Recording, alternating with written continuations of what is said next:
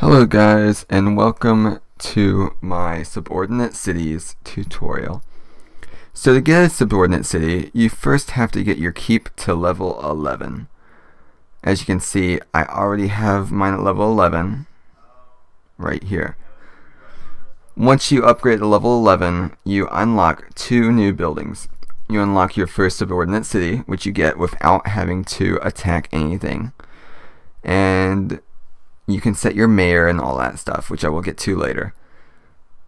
And you also get this portal. Now the portal is useful because it allows you to automatically transfer troops immediately between cities. So if this city got attacked, all my subordinate city troops would instantly get teleported here to help me defend. Now the use of the subordinate cities are to produce gold and troops, as you can see in the production tab. The mayors increase the gold and training speed, and the policies affect the different speeds. So for example, it's war oriented right now, so I have 50% training speed and negative 15% income over normal. But if I set it to economy oriented, it would be 10% training speed, 25% income, and if I did balance, it would be somewhere in the middle. Now you get a subordinate city by finding one on your map. Once you find a subordinate city to attack, you want to check a few things. Firstly, you want to see the color of the city. This one is blue, which the colors indicate the difficulty of the city to attack. The blue means the general is going to be blue. So he's actually a halfway decent general, like a rare general. So rare generals mean harder troops. This is a city with level 5 and level 6 troops. It has 511k power, so do not attack a high level hero city while you are a low level. Your first city should be gray.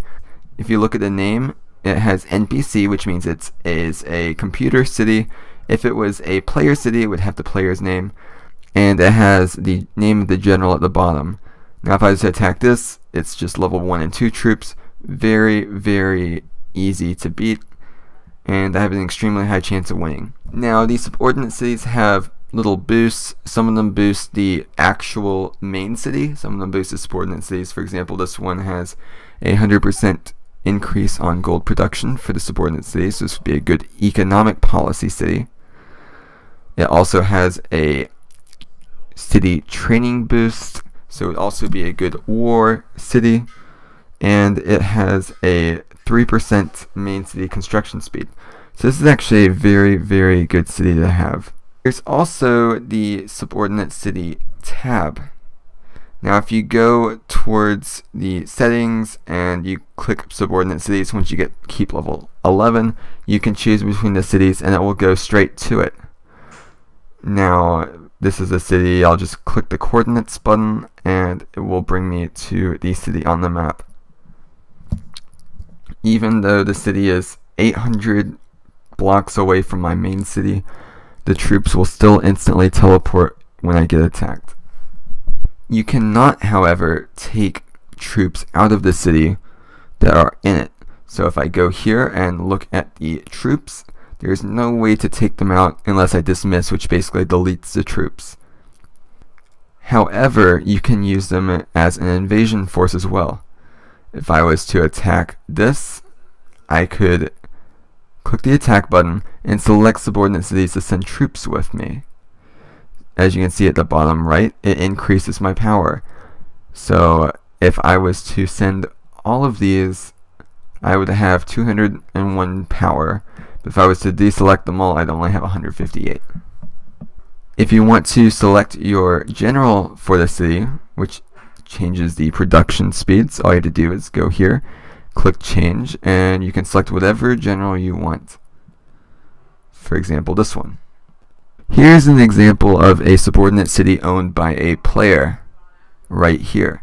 As you can see, it does not have NPC in front of its name. So if you attack this, it will go from level 13 to level 1. However, if you lose a subordinate city and you reclaim it, it goes back to the previous level you had before you lost the city. Also, as a helpful tip, there is the option to speed up the city. Now, subordinate cities' construction speeds are already much faster than your actual city, and they cap off at your keep's level. So, for example, my keep is level 12, so the subordinate city would cap off at keep level 12. The subordinate cities will eventually catch up to your main keep anyway, so wasting gems on speeding up their stuff is not very useful. So it's better to let them develop on their own. Another setback with subordinate cities is that you cannot train siege equipments or traps in the cities. As you can see, there's only a barracks, archer camp, and stables. There is no workshop or trap maker. You can also not teleport subordinate cities. However, the cities will instantly transport their troops anyway, so this does not make much of a problem. As I've already said, you cannot take troops out of the city, so you cannot gather resources or assist allies with them. Subordinate cities only have to be attacked one time to acquire them. This goes with attacking a NPC subordinate city or a player-owned subordinate city. This concludes my subordinate city guide. If you have any more questions, please feel free to ask them in the comments, and I will see you next time. Bye-bye.